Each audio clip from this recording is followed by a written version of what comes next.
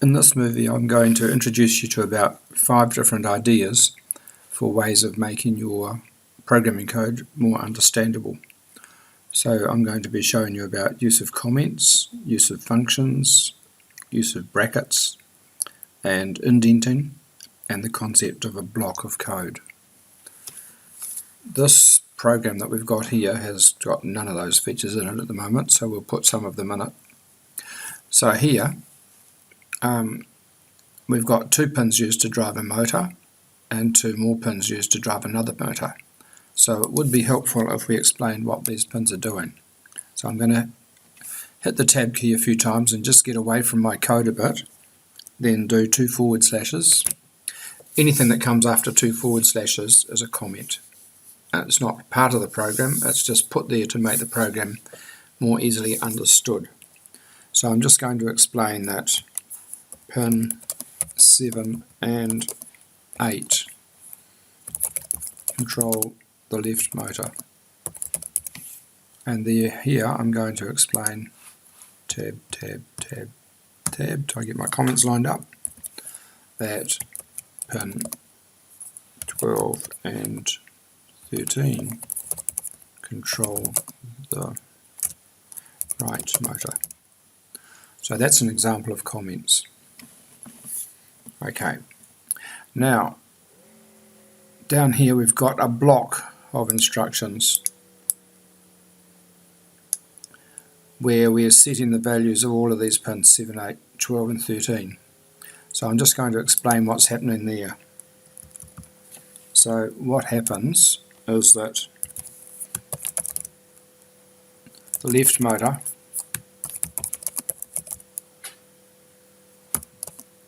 goes forwards in pin 7 is high, and similarly the right motor when pin 12.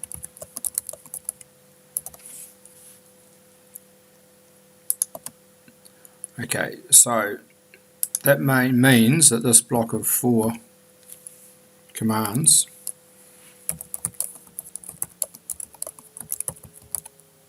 it makes both motors go forwards.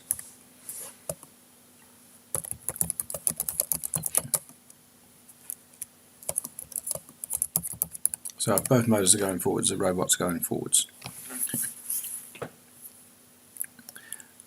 Now, every time I want to make the robot go forwards, I'm going to have to write out all of that. And that is just a pain in the neck. So I'm going to show you how we can simplify that as well. So I'm going to copy all of those commands. In fact, I might cut them. And then I'm going to go down to the bottom of my program, which is there, and I'm going to add a few bit of a space in there and paste those commands there. And now what I'm going to do is I'm going to create a thing called a function, and I'm going to go void, and I'm going to call the function forwards, and then I'm going to go bracket because you always need those brackets when you define a function. Then this block of 4 commands is going to become a block of code. So you define blocks of code by starting off with a curly bracket. So I'm going to put the curly bracket there. And then I'm going to go down to the end, and I'm going to close the curly bracket. And that has now defined this function, which is called forwards. I've also introduced you to the idea of block of code, a block of code being a bunch of commands which occur between the starting and the ending of a pair of brackets like this. Another way to highlight what parts of code are in a block is to use a thing called indentation. So I'm going to highlight this, and I'm going to go to Edit, and I'm going to increase the indent, which I could also do by just putting the Tab key. And then I unhighlight it. So now you can see, if you look along here, you can see this bracket opens, the code gets indented all the way down to the block of code finishes, and it comes back to the closing bracket. And you can quite clearly see that the closing bracket is underneath the opening bracket. Now, I'm just going to show you another thing. If you're interested in the question of where is the opening bracket that goes with that closing bracket, just click beside it like that, and it'll put a little frame up there around the opening bracket. Does it actually better this way around? If you click on the top one, it puts a little frame around that one, but it doesn't rub it out, so you can still see. So when you get lots of brackets and they're all nested inside each other, that's a really good thing for showing you which brackets go with each other.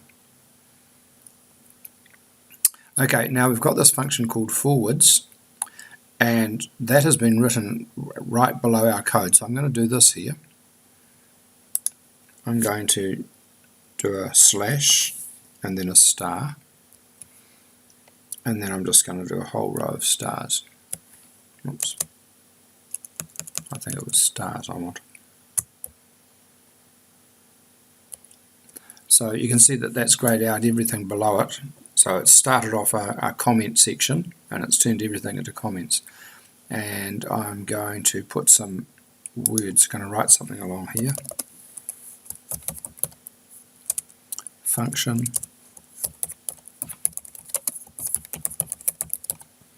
definitions. Then I'm going to go down one more row and go back to all the stars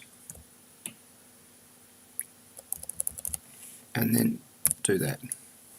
So this section of the code is now not part of the program, it's just a comment. But what it's allowed me to do is show that this code up here is my program. That's my main program. And then the main program finishes with that bracket, and then below in this region here is just me defining the functions which I'm going to use in my program.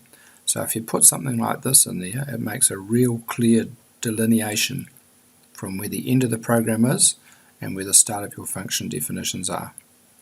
So we now have this function called forwards, and I'm going to go back up here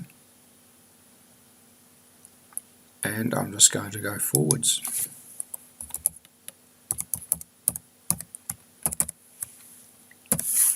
And that replaces that whole block of code. Okay, you'll find that that same block of code is here.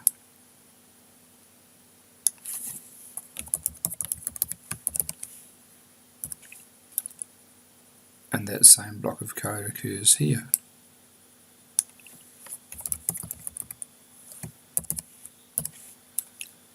And that same block of code occurs here.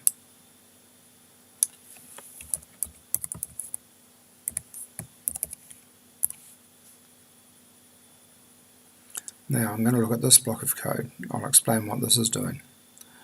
When we've got 12 high and 13 low, that makes the tab. I'll go back and have a look. I'll see what it does. 12 high and 13 low makes the right motor go forwards. So I'll just put that up there again. Control copy that. Go back up to where this is. There.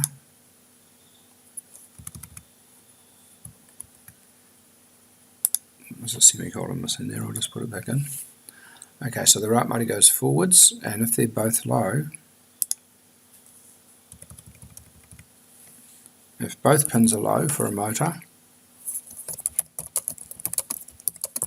means the motor is stopped. Okay, so the right motor is running and the left motor is stopped. So what that means, oops, tap out to there, this makes the robot turn left. Yep, if the right motor is going, the left motor is stopped, the whole robot will turn to the left. So this block of code here is a block of code for making the robot turn left. So I'm just going to take it out, go down to the bottom of my program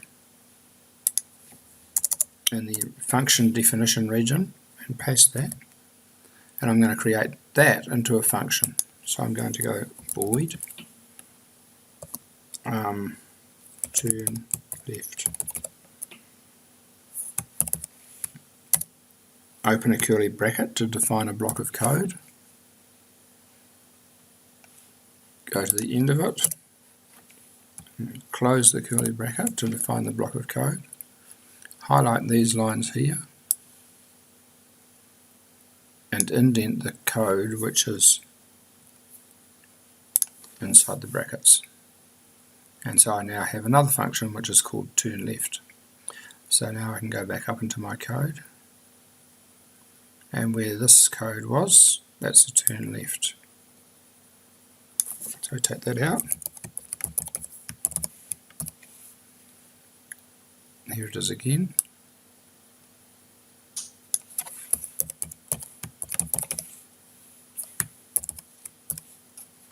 And here it is again.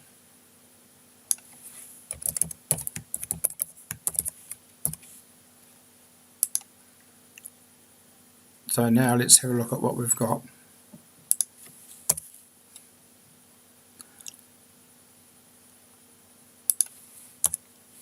We're going forwards for 1 second, and then we're going to turn left for 1/4 of a second, forwards for another second, turn left for 1/4 of a second, forwards for 1 second, turn left for another second,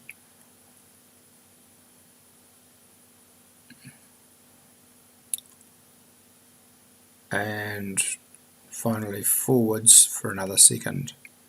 And I think I'll just take this bit out. So let's see how many times we've gone forwards. Once on 13, twice 17, 3 times 21, 4 times. Yep. So we've run forward 4 times and turned left 3 times.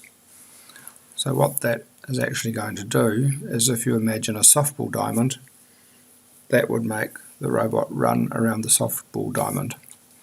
So when it is going forwards, it's going from one base to the next, and that takes 1 second. And then while it is turning left, it's turning to point in the direction of the next base, and it takes 1/4 of a second to do that. Then it just runs forward to the next base.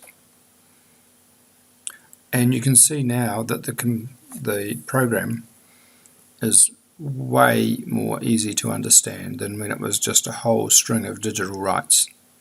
We've used meaningful names for the functions, and the program is a lot shorter and much clearer. So what we've covered in there is putting in comments, the use of brackets and blocks of code and indenting the blocks of code, and the use of functions.